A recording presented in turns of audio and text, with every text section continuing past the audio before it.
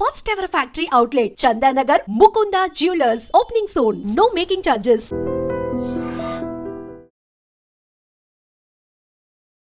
Hi hello namaste welcome back to iDream media. ఈరోజు మనతో ఉన్నారు సీనియర్ ఫైనాన్షియల్ ప్రొఫెషనల్ అయిన గిరిబాబు గారు.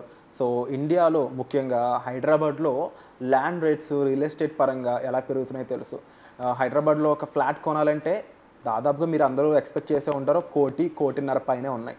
బట్ ఇలాంటి టైంలో ఫైనాన్షియల్ ప్లానింగ్ చేసుకునే వాళ్ళందరూ కూడా ఎమోషనల్గా వెళ్ళి ఇల్లు కొనుక్కోవడం ఎంతవరకు కరెక్ట్, లేదా హైదరాబాద్లో రెంట్ కొనడం కరెక్టా, ఏది బెస్టో చెప్పడానికి మనతో ఉన్నారు గిరిబాబు గారు. సార్తో మాట్లాడి తెలుసుకుందాం క్లియర్గా ఏంటి ఆన్సర్ అనేది. Hi sir. Hello, namaste. Welcome to iDream media sir. Thank you అండి. So nice to have you here sir. సో ఇంట్రోలో చెప్పిన విధంగా ఎమోషనల్ కోషెంట్ ఎక్కువ ఉన్న వాళ్ళందరూ కూడా సొంత ఇల్లు అనే దానికి చాలా రెస్పెక్ట్ ఇస్తారు. టు బీ ఫ్రాంక్ చెప్పాలంటే మనం సంపాదించేదే తినడానికి తిండి, ఉండడానికి చోటు, కొనుక్కోవడానికి అనేది చాలామంది ఫీల్ అవుతారనమాట. ట్రెడిషనల్ వెల్త్లో ఇల్లుని చాలామంది ఎసెట్గానే చూస్తారు. బట్ మీరు చెప్పండి, ఇల్లు కొనడం బెస్టా, రెంట్ కొనడం బెటరా హైదరాబాద్లో? థ్యాంక్ యూ అండి. సో మీరు అడిగింది చాలా రైట్ క్వశ్చన్. మనం చిన్నప్పుడు ఒక 30-40 ఇయర్స్ బ్యాక్ వెళ్తే మనకు తెలుగులో ఒక సామెత ఉండేది, కూడు గూడు గుడ్డ. కూడు అంటే తినడం, గూడు అంటే ఇల్లు, గుడ్డ అంటే బట్టలు. ఇవి బేసిక్ నీడ్స్. ఈ బేసిక్ నీడ్స్లో మనకు తిండి బట్టలు ఎంత ఇంపార్టెంటో ఉండడానికి కూడు కూడా, అంటే ఇల్లు కూడా అంత ఇంపార్టెంట్. కనుక మన లైఫ్ స్టైల్లోనే ఇల్లు అనేది మమకమైపోయింది. మన క్వశ్చన్ ఏంటంటే, ఇప్పుడు ఈ ఇల్లు సొంత ఇల్లు ఉండాలా, రెంట్ ఇంట్లో ఉండాలా? రెండు ఇల్లులే కదా, రెండు గూడు మ్యాచ్ అవుతుంది కదా, మరి ఏది కరెక్ట్? ఆ పాయింట్ మనం డిస్కస్ చేద్దాం. దాని తర్వాత రెండోది ఏంటంటే, మనది సౌత్ ఇండియాలో పర్టికులర్గా ఎవరైనా ఒక అబ్బాయి కానీ అమ్మాయి కానీ పెళ్లి సంబంధాలకు వెళ్తే అడిగే బేసిక్ క్వశ్చన్స్ ఏంటి? మీ జాబ్ ఎంత, ఏంటి శాలరీ, ఏంటి సొంత ఇల్లు ఉందా? జాబ్ ఉండి ఒక డీసెంట్ శాలరీ ఉండి ఒక సొంత ఇల్లు ఉందంటే ఆ అబ్బాయికి ఆల్మోస్ట్ 50% మార్క్స్ పడిపోయినట్టే. అవును. ఇక తర్వాత ఫ్యామిలీ బ్యాక్గ్రౌండ్, అబ్బాయి ఏంటి చూస్తే ఇంకా 100% మార్క్స్ పడిపోయినట్టే. అందులో ఇంటికి అంత ఇంపార్టెన్స్ ఉంది. సో మరి ఆ ఇల్లుకి అంత ఇంపార్టెన్స్ ఉన్నప్పుడు మన సొంత ఇంట్లో ఉండాలా, కిరాయి ఇంట్లో ఉండాలా? సో నార్మల్గా ఇంకొకటి కూడా చెప్తుంటారు, సపోజ్ మనం ఎవరైనా ఇల్లు అమ్మేసుకున్నారనుకోండి, ఇల్లు అమ్మితే సొసైటీలో బై డిఫాల్ట్ 90% అప్రూవ్డ్ ఫినామినా ఏంటంటే, వాడు అయిపోయాడరా, ఇల్లు అమ్మేసుకున్నాడు అని ఒక ఫీలింగ్ ఉంటుంది. 90%, అవునా? లేదా ఇల్లు కొనుక్కున్నాడంటే వాడు బాగుపడ్డాడు అని ఒక ఫీలింగ్ ఉంటుంది. అందుకే మనకి ఏం చేస్తారు, ఎవరైనా కొత్తగా జాబ్లో జాయిన్ అయ్యి కొంచెం ఒక స్టేజ్కి రాగానే, పెళ్ళి అవన్నీ అవ్వగానే ఫస్ట్ ఇమీడియట్లీ పిల్లల కంటే ముందు ఫస్ట్ నువ్వు ఇల్లు ప్లాన్ చేస్తున్నావా అంటారు. ఇక పిల్లలు పుట్టగానే కంపల్సరీ ఇల్లు లేదా అని ఒక ఫీలింగ్ ఉంటుంది. సో ఇల్లుకి అంత ఇంపార్టెన్స్ ఉంది కనుక దీన్ని మనం ఇల్లు మన జీవితాన్ని, లైఫ్ని వేరు చేసి చూడలేం. దాన్ని ఎప్పుడు కూడా ఇల్లు ఉంటే నువ్వు ఎక్కడ ఎలా తిరిగి వచ్చినా ఇంటికి వచ్చి పడుకుంటే హాయిగా ఉంటుంది. మన సొంత ఇంట్లో అది కూడా ఏమైనా చేసుకోవచ్చు, ఒక ఫ్రీడమ్ ఉంటుంది. ఇవన్నీ కూడా ఎమోషనల్, మీరు అన్నట్టుగా ఎమోషనల్ అటాచ్మెంట్స్. కనుక దీన్ని మనం కమర్షియల్ యాంగిల్లో చూడడానికి వీలు కాదు. బట్ ఇంకొకటి ఏంటంటే, ఎంతమంది అఫోర్డ్ చేయగలుగుతున్నారు? కారణం ఏంటంటే, ఒకప్పుడు మన పెద్దలు చెప్పేవాళ్ళు, మనకు రెండిళ్ళు ఉండాలి, ఒకటి నువ్వు ఉండు, ఒకటి కిరాయికి ఇచ్చుకో, కిరాయితో లైఫ్ లాంగ్ బతకొచ్చు. సో దాంతో నీకు ఒక పెన్షన్ లాగా అయిపోద్ది, నువ్వు ఉండు. It was good holding till 2000 వరకు నడిచింది. కానీ తర్వాత ఒక ఇంటి వాల్యూ మినిమం హైదరాబాద్లో మీరు చెప్పినట్టుగా ఎక్కడ తీసుకున్నా ₹1,00,00,000 అనేది నథింగ్. ఒక 7-8 ఇయర్స్ బ్యాక్ మా రిలేటివ్ ఒకతను హైదరాబాద్లో ఫ్లాట్ కొన్నాడు. ఆయన అడిగిన వాళ్ళకి అందరికీ, మా అబ్బాయి 1C పెట్టి ఇల్లు కొన్నాడు, 1C పెట్టి ఇల్లు కొన్నాడు, 1C అని 1Cని బాగా హైలైట్ చేసేవాడు. దిస్ ఈజ్ ఆఫ్ అరౌండ్ 2015-16లో. అతనికి క్వాల్కామ్ కంపెనీలో జాబ్ వచ్చింది, ప్లేస్మెంట్ వచ్చింది, మంచి గుడ్ ప్యాకేజ్, బిగినింగే 5 ఫిగర్ ప్యాకేజ్ రాగానే 1C పెట్టి ఇల్లు కొనుక్కున్నాడు. అది ఒక 5-6-7 ఇయర్స్ బ్యాక్. ఇవాళ 1Cకి వాల్యూ ఉందా? లేదు, అసలు నథింగ్ కదా. 1C లేకుండా ఫ్లాటే లేదు. మనం అసలు ఆశ్చర్యపోవాల్సిన అవసరం లేదు ఇప్పుడు. సో ఇప్పుడు ఇలాంటి ఆర్థిక నేపథ్యంలో మరి ఆ ఇల్లు మీ సొంతంగా ఉండాలా, కిరాయి ఉండాలా? ఇది క్వశ్చన్. మరి నేను ఇంకొకటి పాయింట్ కూడా ఉంటుంది, నేను చాలాసార్లు వీడియోస్ చెప్పాను. ఇప్పుడు నార్మల్గా చాలామంది వాళ్ళ జాబ్ సెట్ అవ్వగానే, జీతం రాగానే ఫస్ట్ ఏం చేస్తారు, ఒక ఈఎంఐ తోటి ఇల్లు కొనుక్కుంటారు.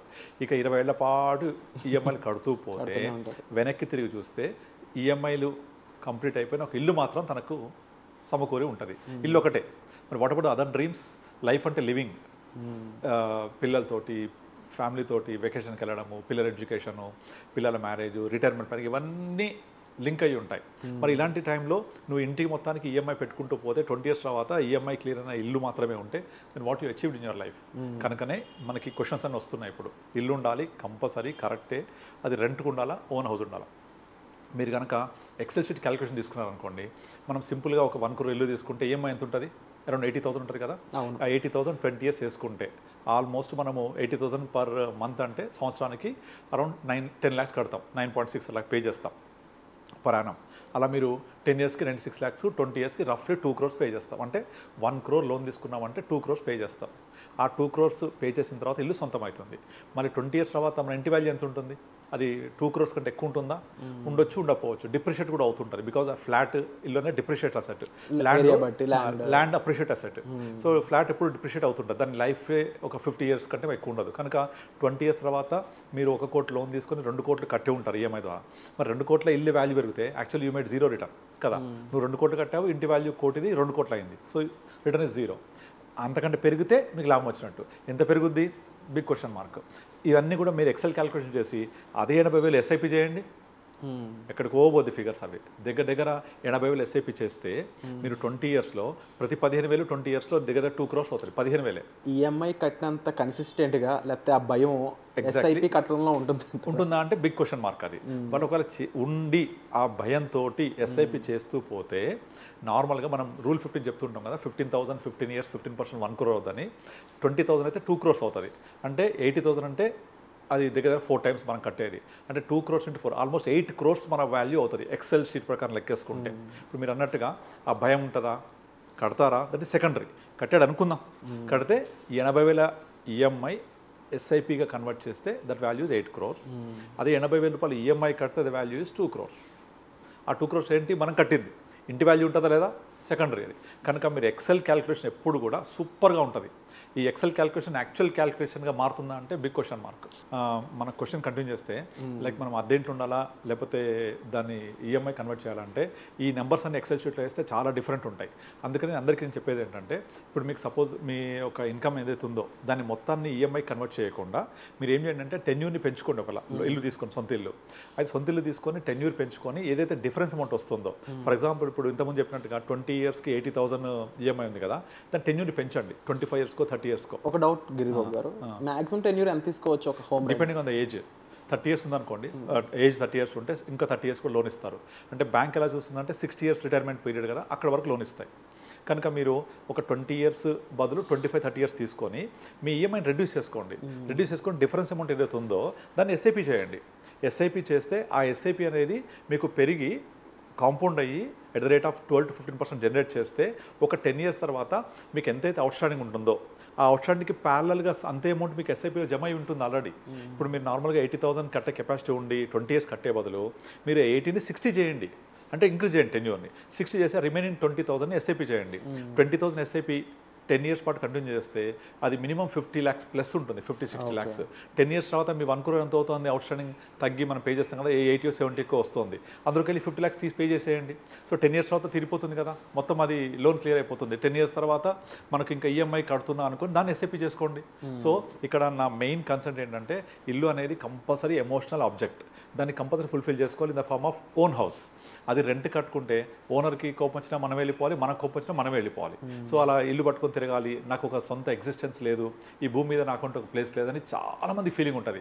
కాబట్టి ఎంత రియల్ ఎస్టేట్ డౌన్ ట్రెండ్లో కూడా అపార్ట్మెంట్స్ ఫ్లాట్స్ మాత్రం నడుస్తున్నాయి. అంటే కారణం కేవలం ఎమోషనల్ మాత్రమే. దీనికి హోమ్ లోన్ బెనిఫిట్ లేదు నాకు, అది పట్టించుకోవద్దు.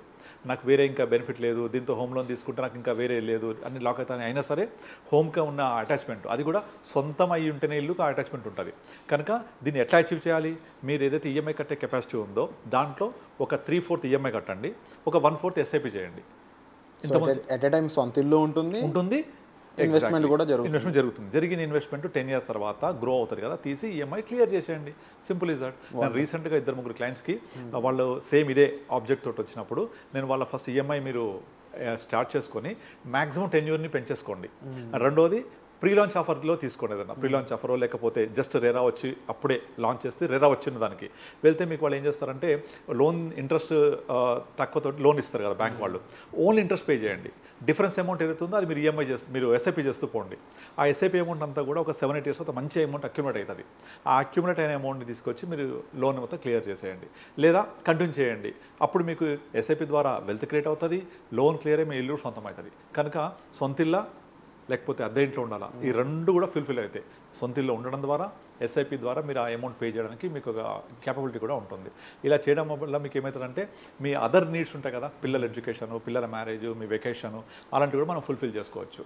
So the combination of SIP plus EMI is always good to achieve your goal. ఏంటి, సొంతిల్లా రెంటెడ్ హౌసా? ఎస్, సొంతిల్లు ఉంటుంది, ఇది కూడా చేసుకోవచ్చు. బట్ అగైన్ ఇప్పుడు ఎమోషనల్ పరంగా ఇల్లు కావాలి కంపల్సరీ అనుకున్న వాళ్ళకి ఇలా కదా గిరిబాబు గారు.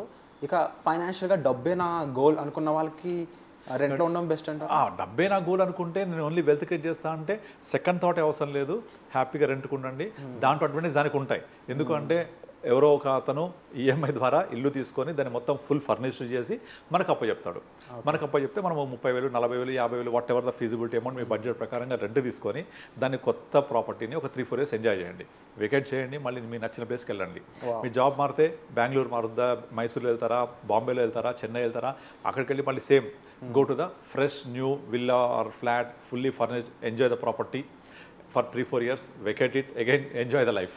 సో అసలు మీకు వెల్త్ క్రియేట్ అవుతుంది, కొత్త ప్రాపర్టీ ఎప్పటికప్పుడు ఎంజాయ్ చేస్తూ ఉండొచ్చు, కొత్త లొకేషన్స్ వెళ్ళొచ్చు, కొత్త ఫ్రెండ్షిప్ అవుతూ ఉంటారు. ఇంకా అది లైఫ్ అంటే జింగాలాగా ఉంటుంది. అది దానికి మీరు ఎమోషన్స్ యాడ్ చేయొద్దు. This is different, that is different. Very clear అని, చాలా క్రిస్టల్ క్లియర్గా మీరు ఆన్సర్ ఇచ్చారు. అండ్ నాకు తెలిసి ఎవరు ఎక్స్పెక్ట్ చేసి ఉండరు ఈ ఆన్సర్.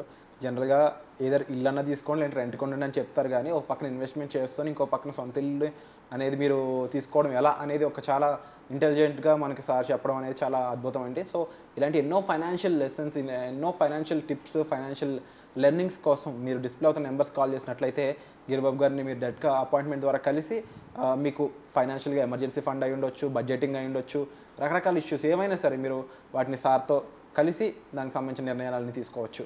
మర్చిపోకండి, ఫైనాన్షియల్ డెసిషన్స్ అనేవి ఓన్గా తీసుకునే దానికంటే కూడా ఒక రైట్ ప్రొఫెషనల్ ద్వారా మనం ముందుకు వెళ్ళినట్లయితే మనం నష్టాల్లోకి వెళ్లకుండా, ఇబ్బందుల్లోకి వెళ్లకుండా మనల్ని ముందుకు నడిపించడానికి స్కోప్ ఉంటుంది. సో వచ్చే ఎపిసోడ్లో మళ్ళీ కలుద్దామండి. Thank you so much sir. Thank you అండి.